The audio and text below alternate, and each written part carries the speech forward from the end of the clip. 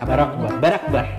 Nah, ini artinya mereka pun juga sebenarnya juga punya andil juga pendirian Partai Komunis di Yaman. Jadi di Yaman itu juga sempat diadakan Partai Komunis.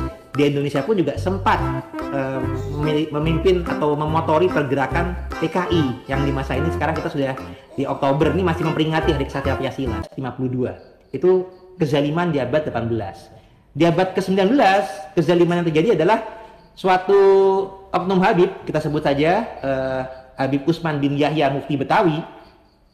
Ini beliau mengeluarkan fatwa, ya ada yang disebut beliau sebagai antek Belanda, ada yang menyebut beliau sebagai PNS-nya, penjajah Belanda, atau ini mengeluarkan fatwa yang sifatnya ketika ada para pejuang-pejuang dari kiai-kiai Nusantara, misalkan di Banten dan lain-lain, ini mengeluarkan fatwa jihad.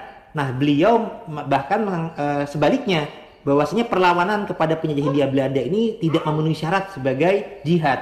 Jadi beliau melemahkannya sehingga terjadilah perpecahan di umat. Kalau misalkan mau melawan penjajah Belanda yang semestinya itu adalah jihad menurut Kiai Nusantara, dalam pandangan fatwa beliau malah sebagai seorang tindakan pemberontakan. Nah, tapi ini juga aneh. Nantinya kan Habib Usman bin Yahya ini, ya mohon maaf, punya keturunan merupakan istri daripada Habib Rizik bin Syihab. Nah, kalau Habib Rizik bin Syihab malahan sebaliknya, bahwasanya melawan pemerintahan yang sah malah sebagai jihad gitu.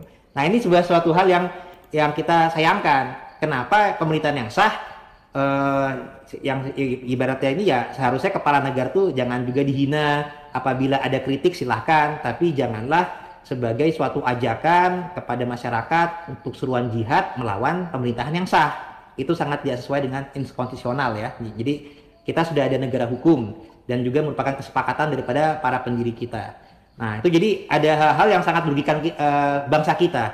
Juga di abad 20 ini juga perlu diketahui bahwasanya pemberontakan PKI itu ada andil-andil penggerak daripada para habaib Ba'alawi. Ada dari keluarga, sampelnya dari keluarga Aidit dan juga keluarga Barakbah.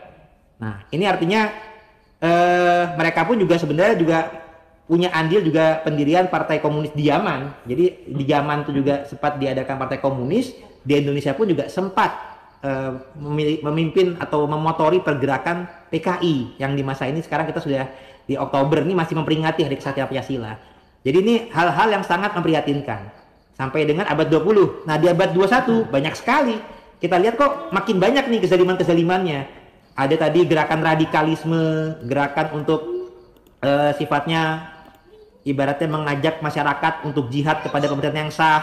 Ada hinaan-hinaan, ada hinaan kepada Gus Dur, ada hinaan kepada kepala negara, kepada Kiai Ma'ruf Amin, dan mereka juga mengaku sebagai turunan Rasul, tapi tidak mencerminkan akhlak yang baik. Malah banyak di tengah masyarakat mengeluarkan caci maki, hinaan, kebun binatang. Ini yang kami sangat prihatin gitu. Nah, dan juga doktrin-doktrin yang kurang pas, doktrin yang menyatakan bahwasanya Indonesia atau Jawi ini adalah milik Aulia Tarim, seakan-akan milik mereka. Padahal ya nyuwun sewu, Indonesia ini adalah miliknya Allah yang dititipkan kepada bangsa kita.